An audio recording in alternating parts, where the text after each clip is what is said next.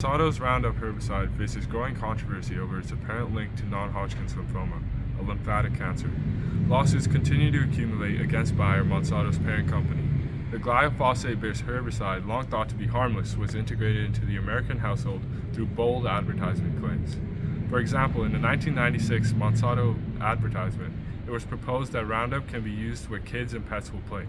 And now, as Bayer has declared that residential sales of Roundup will be stopped by 2023, the harmful impacts of America's favorite herbicide may finally be brought to an end. 1970, when Monsanto scientist John Franz discovered the compound glyphosate, had applications as a herbicide and filed a patent for the discovery, bringing it into commercial settings in 1974 under the name Roundup. Since then, over 1.6 billion kilograms of glyphosate has been used as a herbicide in the US alone.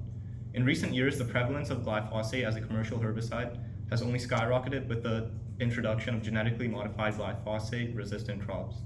Glyphosate acts as a competitive inhibitor of the enzyme 5-enolpyruvyl shikimate 3-phosphate synthase, which is an important step of the shikimic acid pathway, a metabolic pathway by which aromatic amino acids such as tryptophan, phenylalanine, and tyrosine are synthesized. The disruption causes failure to produce compounds derived from the pathway and reduced protein synthesis, resulting in nonspecific plant death. The shikimic acid pathway is not present within humans or animal metabolism, contributing to the compound's historic reputation of safety. Modern inquiries differ. Glyphosate may serve as an analog to the amino acid glycine and may be mistakenly incorporated into proteins during protein synthesis. Characterized by its small side chain of a single hydrogen atom, glycine structure provides unique properties such as flexibility to a protein. As many vital proteins rely on conserved glycine residues to produce proper function, glyphosate's analogous nature is thought to account for its toxicity. Such inquiries have thus linked Roundup to several diseases, such as Alzheimer's, osteoporosis, infertility, and mitochondrial disease. There are numerous studies that indicate the carcinogenicity of glyphosate. Cumulatively, these studies resulted in the 2015 IARC's classification of glyphosate as probably carcinogenic to humans.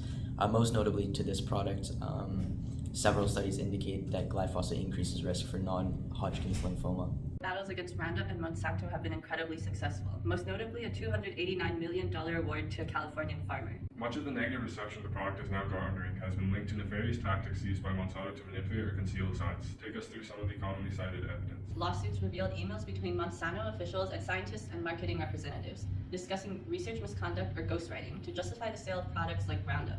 The emails suggest that they had been even paying off established scientists and researchers to release studies and articles using their name, without the scientists themselves even playing a major role or having an influence on the research being produced. The majority of legal experts will agree that Monsanto has had a hand in funding ghost research, fueling the acceptance of its products to avoid regulation by government entities. What evidence does Monsanto even have to hang on to throughout these litigations? The EPA has been known to refute the carcinogenicity of glyphosate. As a caveat, the EPA relied on registrant commissioned unpublished regulatory studies, 90% of which were negative. The IARC studies have been more confidently cited. Throughout the onslaught of these litigations, Bayer continues to defend its product. We feel incredible sympathy for the people, the families that are impacted by these cruel diseases. However, these anecdotes do nothing to change the fact. 40 years of safe use, numerous agricultural studies, Roundup has been proven again and again to be completely safe and harmless for all agricultural needs. So you've undergone a significant battle with non-Hodgkin's lymphoma. You've been cancer-free for almost a year now. Explain the effects and the kind of conditions that Roundup has put you in. I worked as a groundskeeper here for probably 10 years. Use this stuff every day. Nothing on the packaging label indicates that it's dangerous, so you get it on yourself and you do nothing about it. It doesn't really seem to matter. Lymph nodes swell up and it's cancer, your whole life changes. Yeah. How do you feel about Bayer's continued denial of the harm that they have caused? The fact that the product's been marketed as simple and safe for so many years is ridiculous. They know what it does to people. The science tells them what it does to people. We're here telling them what it does to people. Bayer acquired not only the company Monsanto and one of the world's most popular herbicides, but an avalanche of legal battles and a tarnished reputation. Bayer was reportedly preparing to pay $10 billion to settle thousands of lawsuits claiming that Monsanto refused to disclose that Roundup could be linked to non-Hodgkin's lymphoma. In July 2018, Bayer was worth roughly $100.2 billion. A year later, only $65 billion. The future of Roundup and glyphosate-based herbicides and the company that produced them is questionable.